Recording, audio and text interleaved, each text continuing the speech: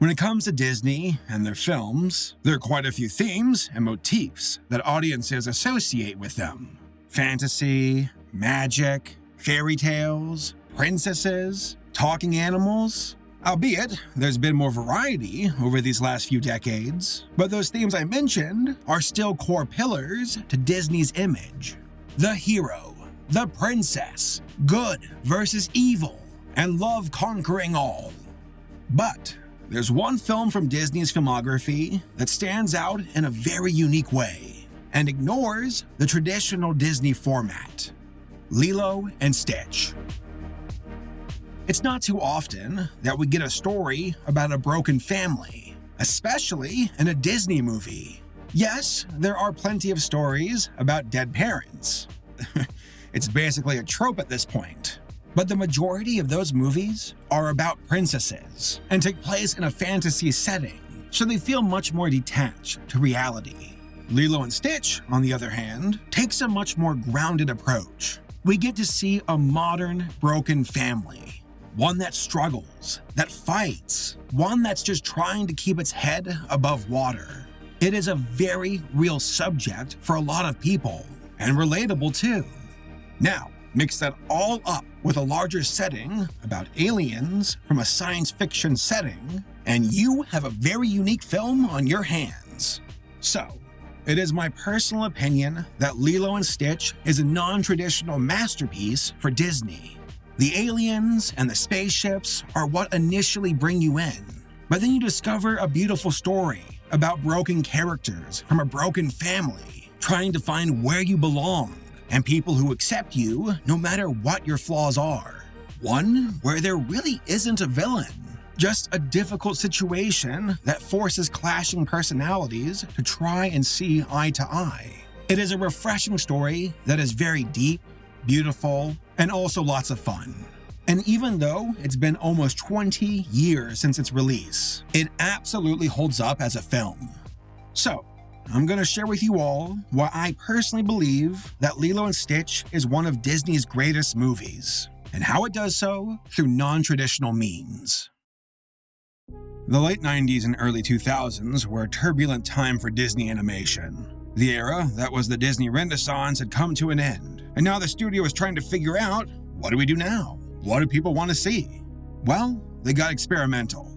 How about a comedy called The Emperor's New Groove? Didn't do so hot. How about a borderline sci-fi action movie? Once more, not so hot. Well, what about a sci-fi version of Treasure Island? Uh-oh. And of course, Dinosaur. Ow, baby! Ow! There was no doubt. Disney was in a funk. The movies I mentioned weren't bad from a critical point of view, but they weren't making the money they once were during the 90s.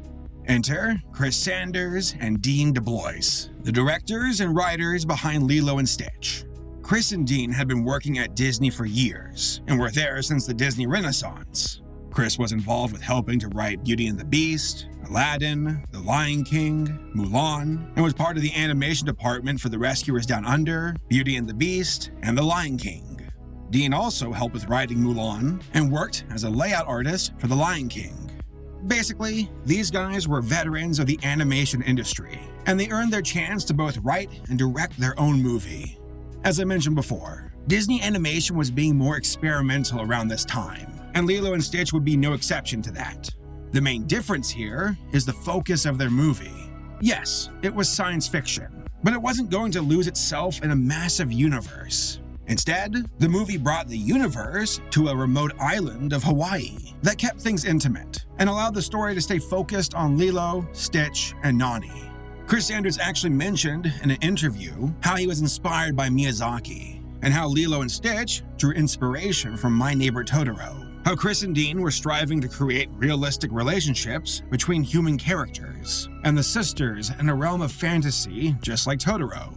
It also should be said that Chris Sanders has a very unique design when it comes to his characters. How they, and set pieces too, are round and seem a bit puffy. Chris draws with no hard edges, no straight lines, It's very soft and very friendly. He has this amazing drawing style that's very rounded in shape and form. He's had it ever since he came to feature animation. And if you actually look at the panels he did on Rescuers Down Under, or Beauty and the Beast, or The Lion King, or Mulan, you will see this same look. On June 21st, 2002, Lilo and Stitch made its debut and was very successful. And the film performed well at the box office, making $273 million on an $80 million budget, which was a massive improvement compared to the other Disney films around that time. Actually, in the post-Disney Renaissance era, Lilo and Stitch was one of the most successful films they ever produced. Chris and Dean would eventually leave Disney Animation for DreamWorks. There were rumors of dissent between some of the folks who worked at Disney and how they would clash with leadership. Allegedly, Chris was not happy with the creative process at Disney and how limiting it was. How they forced people to stay focused on particular ideals for movies, since those same ideals had worked in the past. Chris even created an allegorical picture book called The Big Bear Aircraft Company, which took shots at Disney and how controlling they were over the creative process. How the boss of the airplane company wanted the same design over and over for airplanes, and just like the design from the year before, to play it safe, to ensure survival for the company. But then there are other plane companies that are innovating and surpassing current designs. That, if the boss for the Big Bear Aircraft Company wants to succeed, he needs to put more trust and time into the hands of his engineers. An interesting perspective to say the least, and one that I personally believe in. There are a lot of interviews and documentaries to back up how controlling the leadership of Disney Animation was. There are even rumors that John Lasseter of Pixar, who was one of the folks in charge of Disney Animation around that time, did not like Chris. That during the campaigning for Spirited Away for the Oscars, John would actually trash talk Lilo and Stitch. Really bizarre, right? Also, John was the one to fire Chris from Disney, and also was one of the reasons why he was not the director of Bolt. Makes you wonder what could have been. What are you doing? Stay back. If I stare at the lock really hard, it'll burst into flames and melt. Now I'm concerned on a number of levels. Chris and Dean went on to work for DreamWorks, and were the ones responsible for How to Train Your Dragon. Glad to see that they were able to land on their feet. All in all though, Lilo and Stitch was a godsend for Disney around that time. It was a low-budget film with high returns, and it etched its name into the Disney brand. It also did this while being completely organic and utilizing a narrative that was potentially a minefield. But Chris, Dean, and their team succeeded. Even though it's been nearly 20 years since its release, Lilo and Stitch still holds up, and millions of people still enjoy it to this very day. Alright, so we know how Lilo and Stitch came to be. Now, let's see if I can prove my video thesis, which is Lilo and Stitch is a non-traditional masterpiece. And I'm going to tell you why. First off, the story. Lilo and Stitch took an unconventional approach with telling its tale. Again, it did this by utilizing the broken family unit, something that hits very close to home for many people and can be a sensitive topic. But Lilo and Stitch used that sentiment to tell its story, to embrace the broken family and how it hurts, how it struggles. Now, combine that with the sci-fi flair of Stitch. That opens things up, adds a nice spin on things. But the film never goes off the tracks. It remains focused with the story, even though there's a crazy biological weapon on the loose. A story just about Lilo and Nani would have been a bit too serious. I can see that. A story just about Stitch would have lacked heart and would have been just action and comedy. Having both of these stories intertwined brings multiple things to the table, and they mesh perfectly. A broken family getting caught up in the drama of an intergalactic crisis. An alien getting caught up in the middle of a family on the edge of breaking. Each aspect pushes the other and brings the audience to a climactic conclusion where each story can finally see eye to eye. And despite the differences between the two, they both share a single, all-important thread. The love of family. That you can be different and an outcast, but still have people who love you for you and have a place where you belong. The movie even says this itself. Ohana means family. Get away from her. No! What did you say? Ohana means family. Family means nobody gets left behind. or forgotten. Yeah. Family means no one gets left behind. Yeah. My Stitch voice is impeccable. Next are the characters. Each and every main character in this film is imperfect, and I love that. It makes them interesting, and interesting characters make for an interesting story. Let's start with Lilo, a little girl who is very weird. And I don't mean cute, quirky weird, like putting ketchup and mustard on pizza. Yeah, Cosmo, I'm talking about you. I'm talking about taking pictures of fat people for your collection weird. Lilo is an outcast. She doesn't fit in with kids her age, and many of them are repulsed by her behavior. She's too busy feeding fish sandwiches or punishing the other kids for not being nice to her. But despite being rejected by people, Lilo does not flinch and continues to be herself, to hold on to the things that she loves and what makes her, her. And underneath all of that weirdness is a very sweet girl who's hurting, who misses her dead parents, and who's ultimately confused on how she views her sister who's trying to be her mom. A girl who, at the end of the day, is just trying to find some form of acceptance without having to compromise who she is. That's the ugly duckling. See, he's sad because he's all alone and nobody wants him. But on this page, his family hears him crying and they find him. Then the ugly duckling is happy because he knows where he belongs. Next, there's Stitch. Oh boy, what a fireball. Literally. Stitch is an alien who was genetically modified to be destructive, to wreak havoc everywhere he goes. Just like Lilo, Stitch too is very conflicted with himself. He doesn't know anything else besides destruction. That's what he was designed to do. Lilo is literally trying to change the way of a creature that was designed as a weapon. Gotta admire her drive. And the best part of Stitch's journey is him realizing that he has a choice, that he isn't some mindless monster, and that the emptiness that he's trying to fill in his heart isn't destruction, but finding people who love you. He was lost, and him realizing it still makes me teary-eyed to this very day. This poor creature who never asked to be the way that he was, just wanted to find somewhere where he belonged.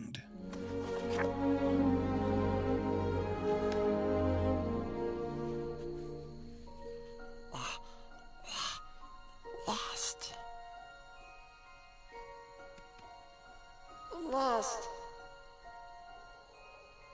After that, there's Nani. Nani is one of the realest characters Disney has ever made. This poor woman shelved her own personal life to raise her little sister after her parents died.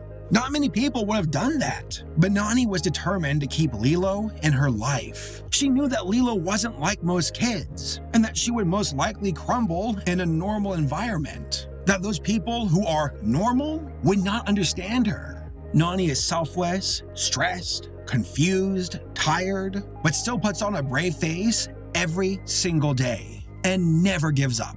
I mean, she literally has Child Protective Services breathing down her neck, and she's doing everything in her power to keep things together. Nani herself is broken, but does not give up. And if that's not the attitude of someone who loves their family, then I don't know what is. Don't worry, you can sleep right next to me. So those are the three main characters in the movie that the story revolves around. Other characters include Jumba, the mad scientist who created Stitch, Pleakley, the nervous alien who is an Earth specialist, David, Nani's love interest, Captain Gantu, who is essentially the antagonist, but doesn't play that big of a role. He's more of a bad guy for Stitch to battle at the end of the movie. And then there's Agent Bubbles of Child Protective Services. That ticking of the clock for Nani, and how Agent Bubbles reminds her that she has a time limit on whether she can convince Bubbles that she can be an ideal parent. I like that. It adds a sense of urgency to the story.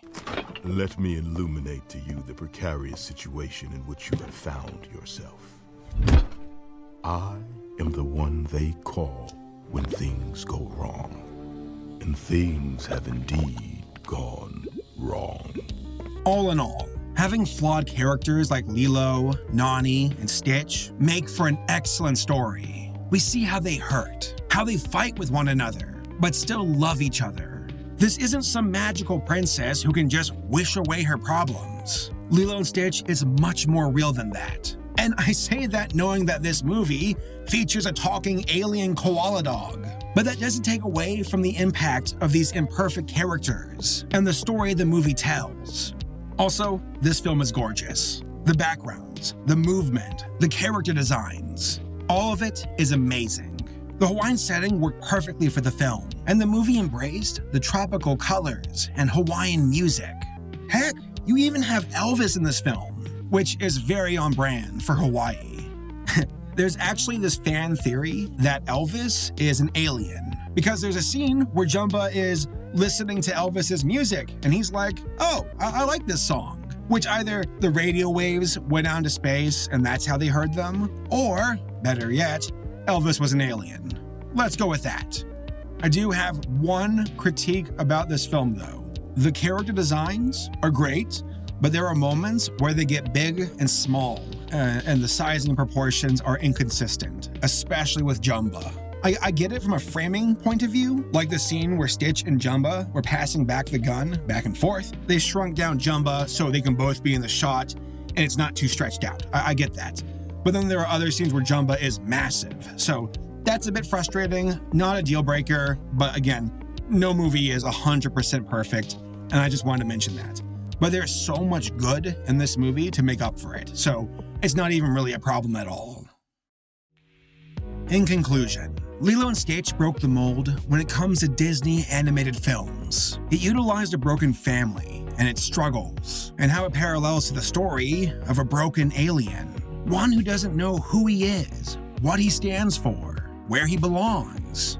This movie is about outcasts finding their place in the world, and that's in the arms of other outcasts, and I think that's beautiful. I watch this movie at least once a year, and I always enjoy it. The film absolutely holds up, and its themes, characters, and story are just as impactful and relevant today. So yeah, to me, it's one of Disney's greatest films, and I hope that more people will give it a chance. It's definitely different compared to the rest of Disney's filmography, but I see that as a good thing. And it would be very remiss of me to not mention the Lilo and Stitch, the series. The Lilo and Stitch, the series, is that how you say it? Lilo and Stitch, the series. Yeah, that one. Let's just say that the tone of the cartoon is very different compared to the movie. Okay, we're ready. Ready? Ready for what? To operate.